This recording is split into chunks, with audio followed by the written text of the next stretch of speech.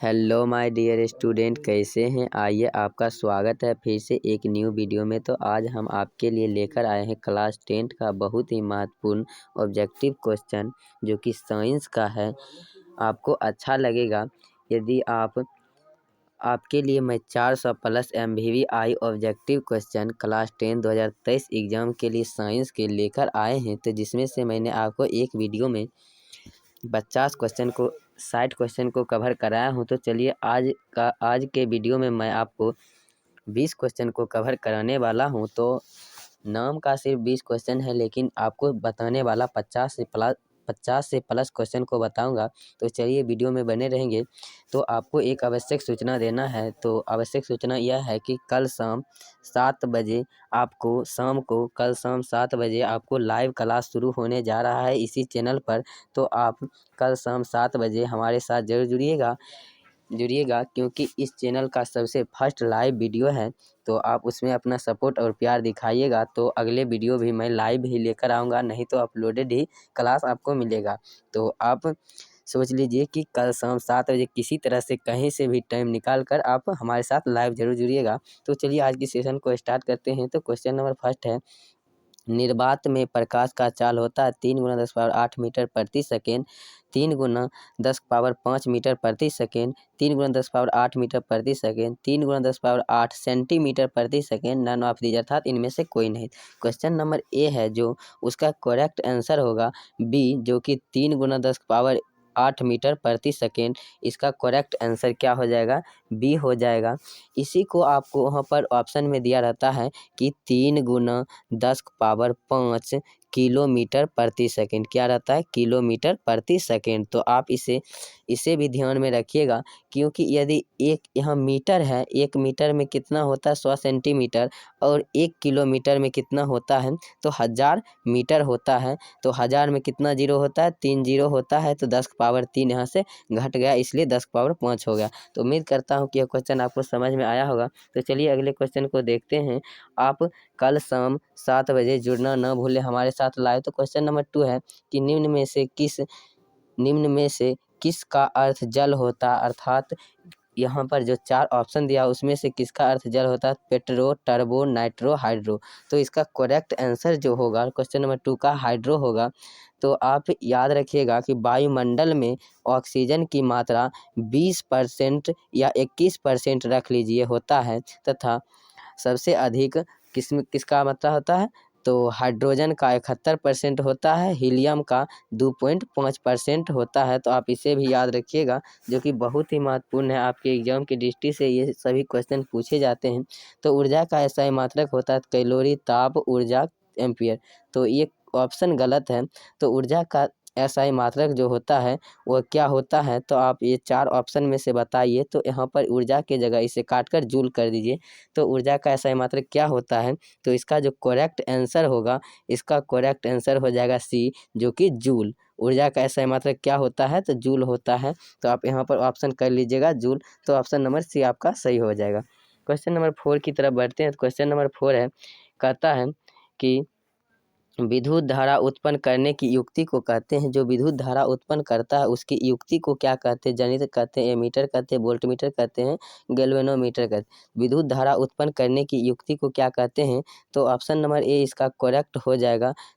विद्युत धारा उत्पन्न करने की युक्ति को क्या कहते हैं? तो जनित्र कहते हैं। तो उम्मीद करता हूँ क्वेश्चन नंबर 4 को समझ में आया होगा। यदि आप इसका PDF लेना चाहते हैं बिल्कुल फ्री में सभी सब्जेक्ट का, तो वीडियो की डिस्क्रिप्शन में व्हाट्सएप ग्रुप का लिंक है। तो वहाँ से हमारे व्हाट्सएप ग्रुप में जुड़े, क्योंकि क्लास के बाद PDF वहीं पर दे दिया जाता है।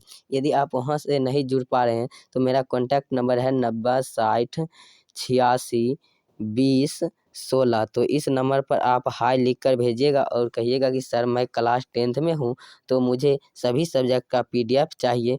तो आपको मैं वहाँ से तुम्हारे व्हाट्सएप नंबर पर क्या करूँगा? PDF भेज दूँगा। तो चलिए आज का 5 नंबर क्वेश्चन को देखते हैं। एकलिंगी पुष्प का उदाहरण है तो सरसों, अड़हुल, पपीता, नन ऑफ दी। जो एकलिंगी पुष्प का उदाहरण, ये 4 ऑप्शन है, उनमें से कौन है? तो इनमें से ये जो पपीता आपको दिख रहा है, पपीता क्या है? एकलिंगी पुष्प का उदाहरण है। और ये सभी द्विलिंगी पुष्प का उदाहरण है, सरसों, अड़हुल। तो इसे आप याद रखिएगा। क्वेश्चन नंबर 6 कहता है आहार नाल के सबसे लंबा भाग, आहार नाल का जो सबसे लंबा भाग होता है तो बड़ी आंत, छोटी आंत, अमाशय, ग्रास नली। तो आहार नाल का जो सबसे लंबा भाग होता है वह छोटी आंत होता है। Option number B correct answer होगा, क्योंकि छोटी आंत में ही भोजन पचने के बाद जाता है तथा छोटी आंत में ही भोजन पचता है और वहाँ से ही जो आवश्यक पदार्थ होता है, जो अच्छे अच्छे पोषक तत्व होते हैं उसे अवशोषित कर लिया जाता है तथा उसमें जो अपशिष्ट पदार्थ बचते हैं उसे रेक्टम के द्वारा बाहर निकाल दिया जाता है। तो चलिए क्वेश्चन नंबर 7 जो है कहता है कि समजात अंग का उदाहरण है। तो समजात अंग का उदाहरण है हमारा हाथ तथा कुत्ते का अग्रपाद, हमारे दांत तथा हाथी का दांत, आलू तथा घास के ऊपर मस्ती। तो नन ऑफ दी। तो इसका करेक्ट आंसर क्या होगा तो आप कमेंट करिए। तो इसका करेक्ट आंसर क्या होगा तो आप जल्दी से कमेंट करके बताइए कि इसका करेक्ट आंसर क्या होगा। तो क्वेश्चन नंबर 7 का जो समजात अंग का उदाहरण है तो हमारा हाथ तथा कुत्ते का अग्रपाद, यह क्या है, समजात अंग के उदाहरण है। तो आप इसे याद रखिएगा।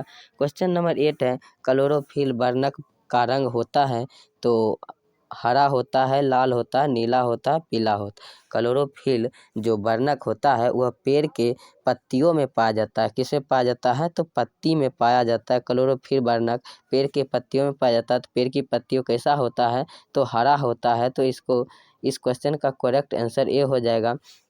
तो उम्मीद करता हूँ क्वेश्चन नंबर 8 आपको समझ में आया होगा। तो क्वेश्चन नंबर 9 कह रहा है कि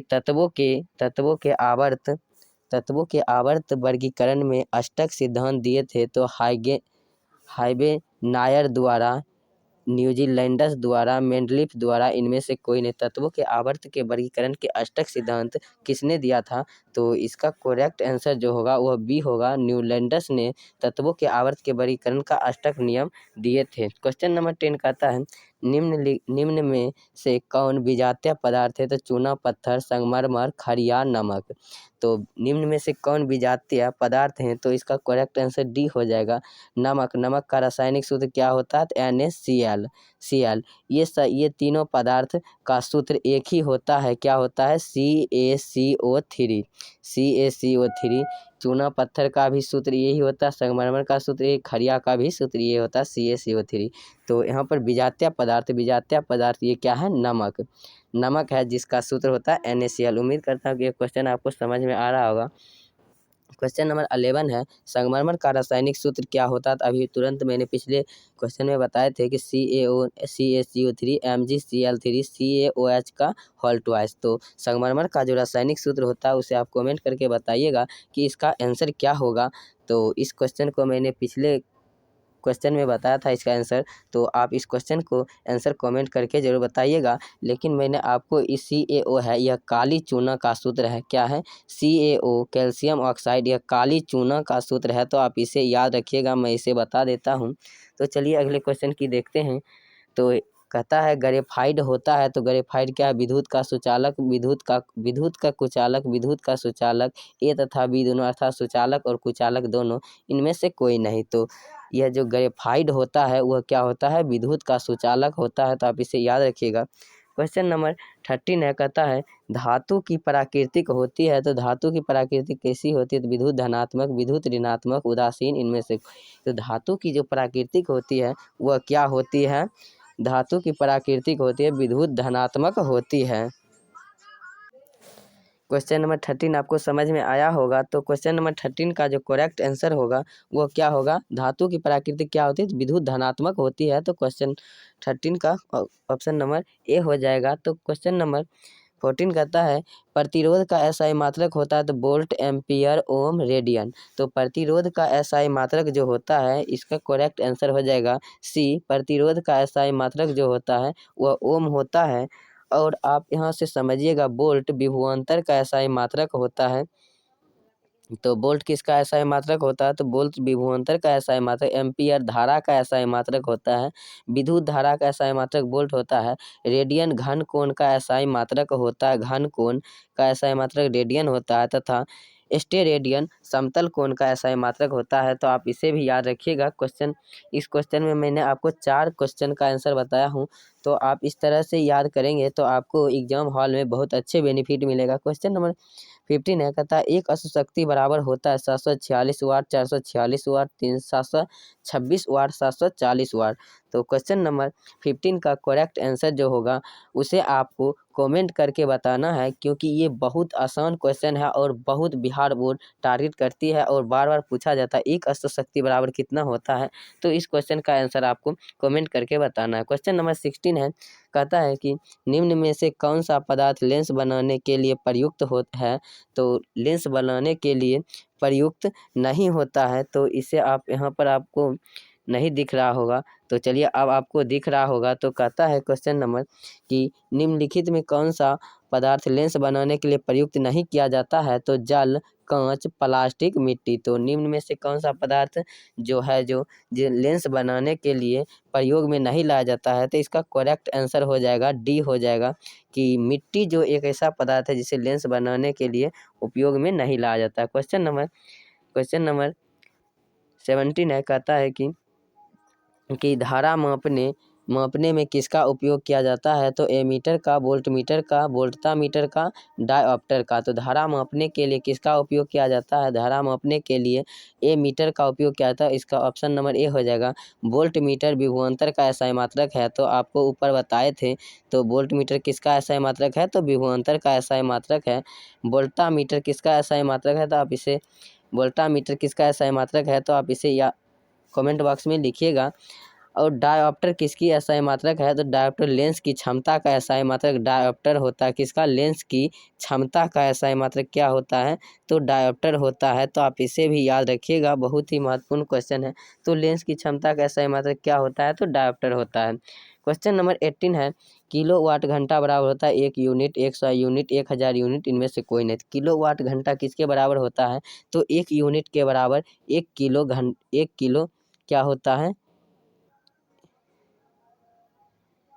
1 यूनिट बराबर 1 वाट घंटा होता है। 1 वाट घंटा किसके बराबर होता है, 1 यूनिट के बराबर। क्वेश्चन नंबर 19 को मैंने बताने से पहले मैं आपको एक आवश्यक सूचना देना चाहता हूं कि कल शाम 7 बजे आपके चैनल पर लाइव क्लास होने जा रहा है और पहली बार लाइव क्लास होने जा रहा है, तो आप जुड़ना ना भूलें, क्योंकि आपके लिए इस चैनल पर पहली बार लाइव क्लास हो रहा है। आप उसमें सपोर्ट और प्यार दिखाइएगा, तो मैं आपके लिए प्रतिदिन लाइव क्लास लेकर आऊँगा। बहुत बच्चे का डिमांड है कि सर लाइव क्लास को लेकर आए, तो आवश्यक सूचना देने के लिए ही मैंने आपको 20 क्वेश्चन इस वीडियो में लाए हैं।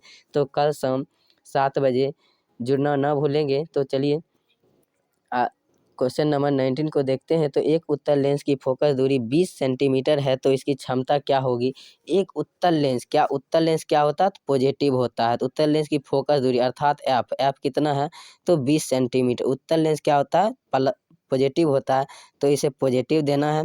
तो P बराबर क्या सूत्र होता है, तो उसकी क्षमता पूछा, P बराबर 1/f होता है। तो 20 सेंटीमीटर है, तो इसे मीटर में आप बदल लीजिए। क्या कर लीजिए, 20 सेंटीमीटर है तो इसे सेंटीमीटर में है, तो इसे आप 1/20 सेंटीमीटर में ये है, ये क्या है, सेंटीमीटर में है, तो इसे मीटर में बदलिएगा तो 100 से सीधे आप ऊपर गुना कर दीजिए। क्या 100 से ऐसे भी भाग देना था, तो यहाँ भाग दीजिएगा, तो यहाँ 100 से भाग दीजिएगा तो ये ऊपर आ जाएगा तो 100, तो इसीलिए मैंने डायरेक्ट ही ऊपर ही गुना किए हैं। तो 20 पच्चे, तो यहाँ से कितना हो जाएगा, तो यहाँ से 20 पच्चे क्या हो जाएगा, 20 पच्चे क्या हो जाएगा, 100। तो इसका करेक्ट आंसर जो होगा +5 डायोप्टर। तो ऑप्शन नंबर ए में जो है कहता दिया हुआ है कि +5 डायोप्टर इसका करेक्ट आंसर होगा। उम्मीद करता हूँ कि यह क्वेश्चन आपको समझ में आया होगा। तो वीडियो को लाइक नहीं किए तो वीडियो को लाइक कीजिए, चैनल को सब्सक्राइब नहीं किए चैनल को सब्सक्राइब कीजिए, यदि न्यू स्टूडेंट हो तो चैनल को सब्सक्राइब कीजिए। और कल शाम 7 बजे आपके चैनल पर लाइव क्लास होने जा रहा है, तो आप जुड़ना ना भूलेंगे। दिनांक 24/11/2022 को आपके चैनल पर लाइव क्लास होने जा रहा है, तो आप कल शाम ज़रूर जुड़िएगा। इस चैनल पर आपका सपोर्ट प्यार रहा तो मैं प्रतिदिन लाइव क्लास लेकर आऊँगा। इसी मकसद से आज का वीडियो बनाने का मकसद यही है। क्वेश्चन नंबर 20 कहता है प्रकाश तरंग का उदाहरण है तो अनुप्रस्थ तरंग का, अनुदैर्ध्य तरंग का, परावैगनिक तरंग का, इनमें से कोई नहीं। तो प्रकाश तरंग किसका प्रकाश तरंग उदाहरण है तो प्रकाश तरंग अनुप्रस्थ तरंग का उदाहरण है। तो आप इसे याद किस तरह से रखिएगा तो इसे मैं आपको अभी बताने का प्रयास करता हूँ। तो देखिए प्रकाश तरंग में क्या है, प्रकाश तरंग में यहाँ पर आपको प्रवाह दिख रहा होगा। क्या दिख रहा है? प्रवाह। और इसमें अनुप्रस्थ में भी देखिए आपको यहाँ पर प्रवाह दिख रहा होगा। क्या दिख रहा होगा? तो प्रवाह दिख रहा होगा। क्या दिख रहा होगा? तो प्रवाह दिख रहा होगा। तो अनुप्रस्थ तरंग में भी आपको क्या दिख रहा होगा? तो प्रवाह दिख रहा होगा। तो आप इसे याद रख सकते हैं कि प्रकाश तरंग में क्या होती है, प्रकाश तरंग में प्रवाह होती है। तो अनुप्रस्थ तरंग, प्रकाश तरंग कैसी होती है? अनुप्रस्थ तरंग। तथा ध्वनि तरंग कैसी होती है? अनुदैर्ध्य तरंग। तो इस प्रकार से आप याद रख सकते हैं। उम्मीद करता हूँ कि यह वीडियो आपको अच्छा लगा होगा। वीडियो अच्छा लगा है तो वीडियो को लाइक कीजिए, चैनल को सब्सक्राइब कीजिए और कल शाम 7 बजे जुड़ना ना भूलिए। थैंक यू, धन्यवाद, जय हिंद, जय भारत। Thank for watching.